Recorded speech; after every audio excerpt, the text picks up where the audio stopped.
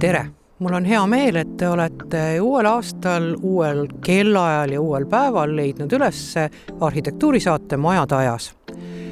Sellise kauni talveilmaga, mõistlik on muidugi väljas olla, kuid mugava inimene läheks kinno ja meie lähme Eesti Filmimuuseumisse. Filmimuuseum avati eelmise aasta lõpus, sügisel. Ja siin on arhitektid, kes selle projekti on valmis teinud. Kuidas rahul olete selle majaga? Suures plaanis väga hästi. Et kaua tehtud kaunikene.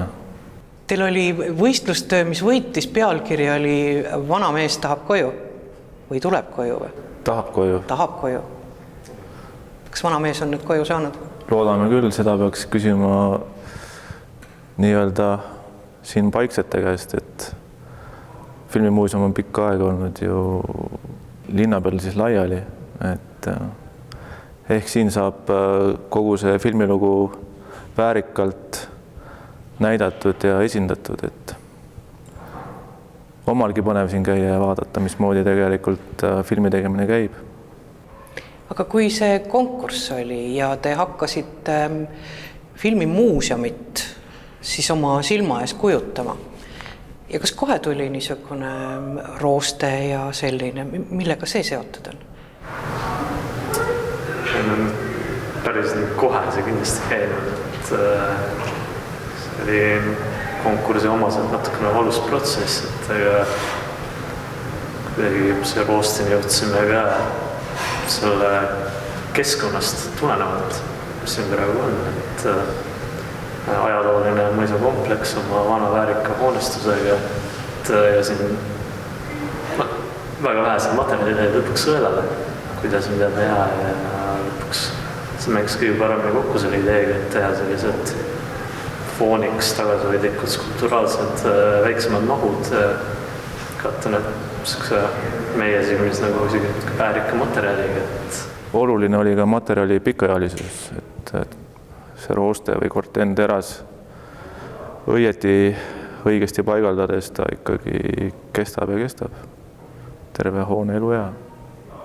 Siin seda ümbritsevat kahjuks tänasel päeval eriti ei näe, sest lund on päris palju maha tulnud. Et siin on Eestimaa ja kõik niisugused asjad ka keset seda kompleksi. Jah, et satelliidifotod peaks ilmselt näha olema põhja-lõuna suunalisest Eesti maakaart. Et eks saagi näitab just näha, et see moodustabki laste mänguväljaku ala, et oma teedevõrgustike asuvate paiknemisega ja Peipsi järg, Saared. Kuidas see idee tuli? Lihtsalt nagu nõks ja käes või? Päris nõks ja käest ei olnud, aga üldiselt kui arvestada, kui kiiresti see konkurss tehti toona, siis võiks öelda küll, et nõks ja käes. Aga eks aju ragistamist ikka oli oma jagu. Aga mina ei mäleta küll täpselt, et kust see maakaart välja ilmus. Kuna lähteülesandes pidi olema Eesti teemaline lastemängu, siis Eesti ala kuidagi loogiline. Ühesõnaga suht naiivne lähenemine. Eesti kokku. Ei, aga sobis hästi, passis hästi. Tundub nii. Aga siin muuseumis, kui me nüüd sellest muuseumist ja hoonest räägime, kes sisearhitekt oli? Sisearhitekt oli Ville Lausmäe oma abilistega, et nemad siin tegid ja maid jagasid, et... A teil klappis kenasti? Anto oskab. Ei, klappis ikka. Kõik sujus. Siinkohal ma tahan ka öelda seda, et ka meie tiimis oli ikka rohkem inimesi, mitte meie kaks, vaid nii-öelda võistluse ajal meie kolmas partner Jürgen Lepper ja projekteerimise ajal Maju Hirtentreu. Tema vallata olid need suured joonised ja tehniline pool.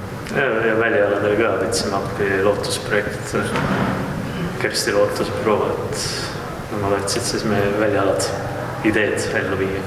Selles suhtes, et tiim nii-öelda, kes otseselt selle projektiga seotud oli peale konkurssi, oli ikkagi suurem kui meie 2 siin. Aga Poa arhitektid on konkursse ju päris palju võitnud. Jah, päris palju on suhteline mõiste. Aga jah, see on nii-öelda meile meeldibki konkurssidest osa võtta ja siis võimalikult hästi oma ideed presenteerida. Iseasi, kas tuleb võit või ei tule, et see on jah, selline loterii pigem. Ikka rohkem ühiskondlikke hooneid olete projekteerinud? Jah. On küll oli osa, et elamuarendusega polegi jõudnud väga palju tegeleda. Nii et ilusat kortermaja ei oskagi teha või? Mitte seda. Eks me ikka Pärnus hetkel just on valmimas üks kaubandusbüroo korterelamu nii-öelda, et seal on natuke kortereid ka, et täiskorterelamud on muidugi ei ole, et sellegi poolest. Ja see oli samuti konkursist nii-öelda konkursi võit ja siis hakkab nüüd realiseeruma.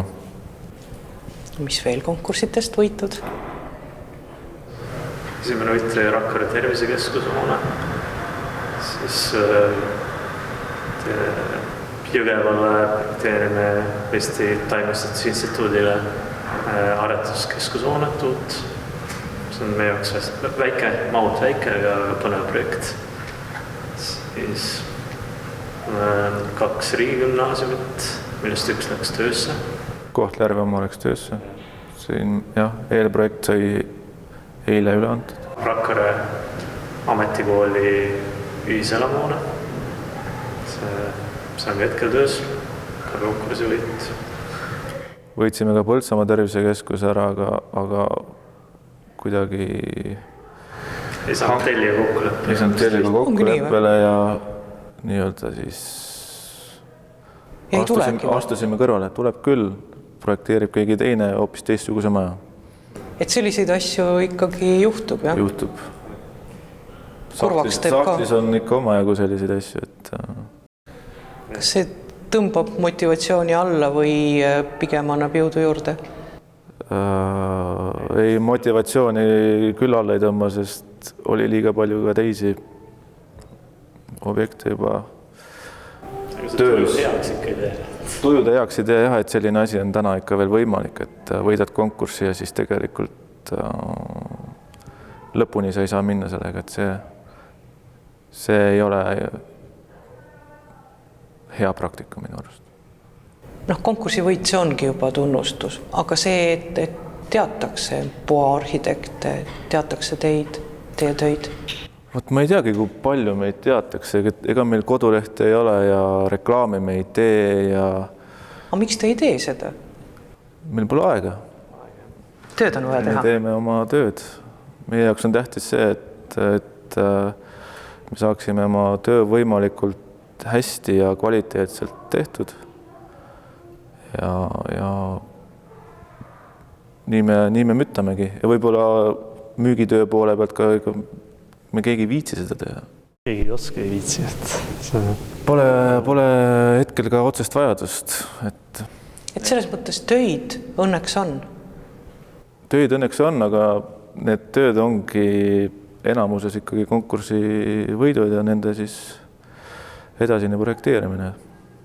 Aga kui nendest erinevatest konkursi võitudest või üldse tehtud töödest, mis on endale kas kõige rohkem pakkunud või mis tundub, et on nagu täpselt see, mida mõtlesime ja nii ta ka õnnestus? Konkursitööst?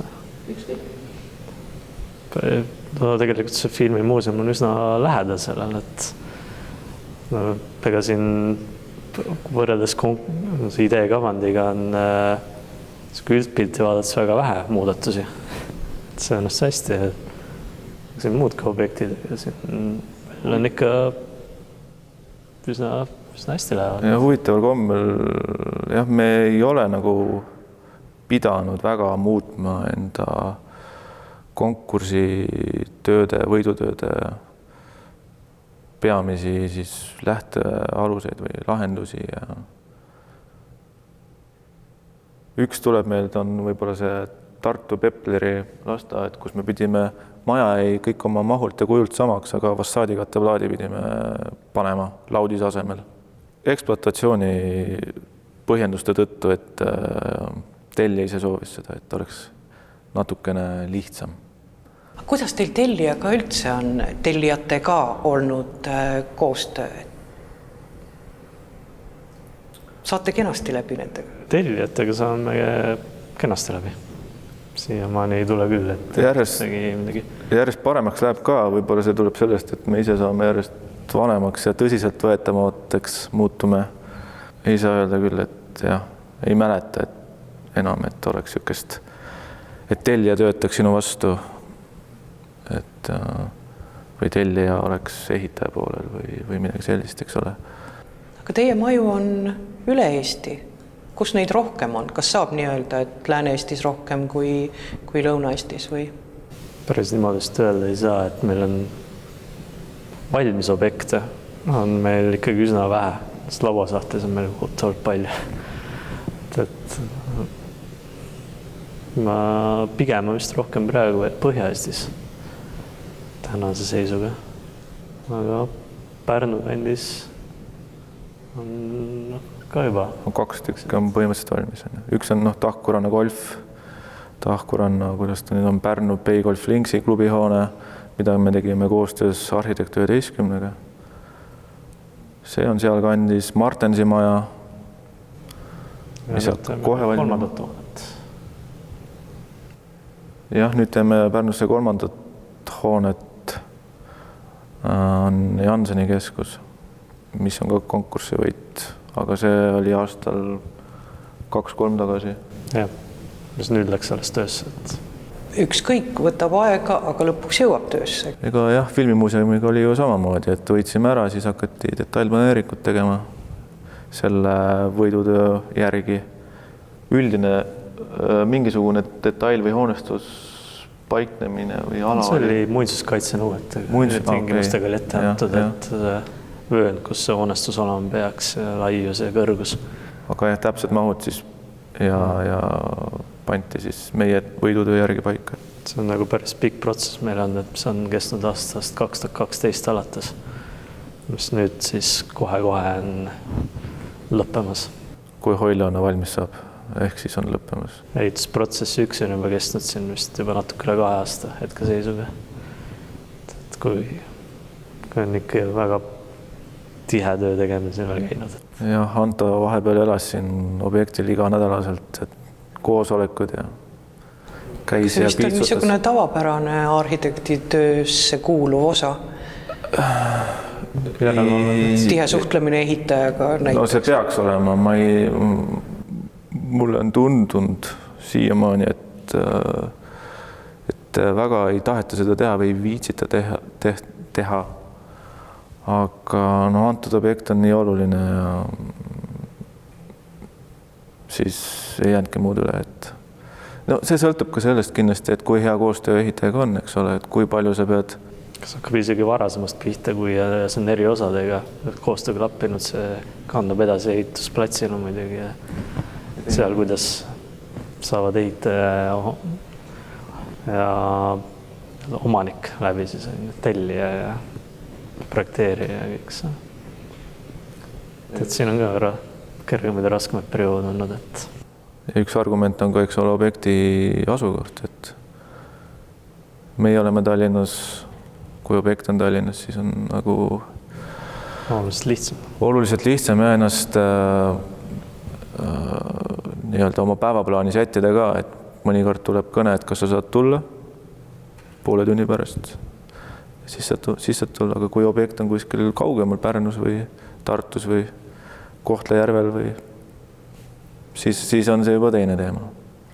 Aga Tallinna linnas Nõmme linnaosa sai ka teie projekteeritud, rekonstrueeritud maja uueks omanikuks? See oli ka, on meie jaoks olnud tegelikult pikk protsess. Kunagi enam kogeda ei tahaks uuesti. Miks siis? See oli omamoodi väga raske. et kas millal see algas? Ka 2012? See oli ka vist 2012, kui oli tegelikult projekteerimises meil vähemalt oli väga raske aeg ja pandi valiku, et teha 2 kuuga kõik eskiis, eelprojekt, põhiprojekt, kõik 2 hoonet koos spordihoonega seal 5000 ruutmeetrit pluss midagi. Kõik see väike väliala, mis seal 2 hoone vahel on. Kooskõlastamistega kõik Kultuuriväärtuste Ameti ja kellega iganes veel. Kas võtta või jätta? Siis pidime kõik suutma selle 2 kuuga jooksul läbi viia, et mis tegelikkuses võtaks aega vähemalt pool aastat, ma leian rohkem isegi. Jah, sellise mahu poole ikka rohkem natukene. Eks siis, kui seal oligi näha, et kuidas projekti osad sellest tingituna ei läinud omavahel ideaalselt kokku ja nüüd käis siin ehitusprotsessi raames käis kõige selle kuidas kokku lappamine, vigade paikamine. Kas selle kohta saab siis öelda, et tegelikult selle tulemusega eriti rahul ei ole või? Ei, niimoodi ei tohiks öelda, et sellest ikkagi on välja võetud maksimum või vähemalt tellija meist välja pigistanud maksimumi, et seal on väga palju magamata öid ja ka iganädalased töökoosolekud juba objekti peal, kui ehitati, et on linnulennult, mitte linnulennult, aga jooksvalt siis lahendatud, eks ole, erinevaid probleeme, kiiresti reageeritud, et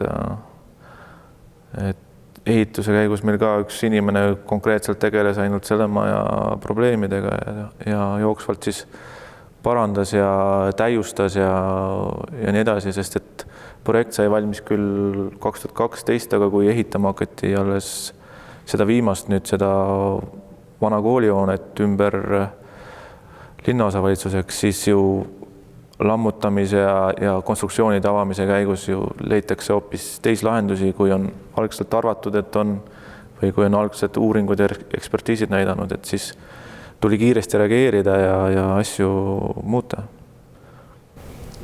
Nüüd, kui Nõmmelt minna Mustamäele, siis kino Kaja juurde mitte enam ainult kino, vaid Mustamäe kultuurikeskus Kaja. Selle konkursi võitsite te ka ju.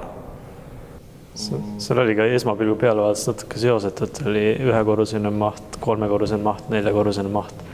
Tellija lähteülesanne oli ka väga tihe ja seal mis hõlmas ka suuri saale ja väikse kabinet, väga erinevat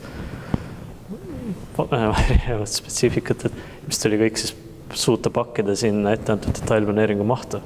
Ja sealt tegelikult ongi suuresti tingitud selle hoone välimus.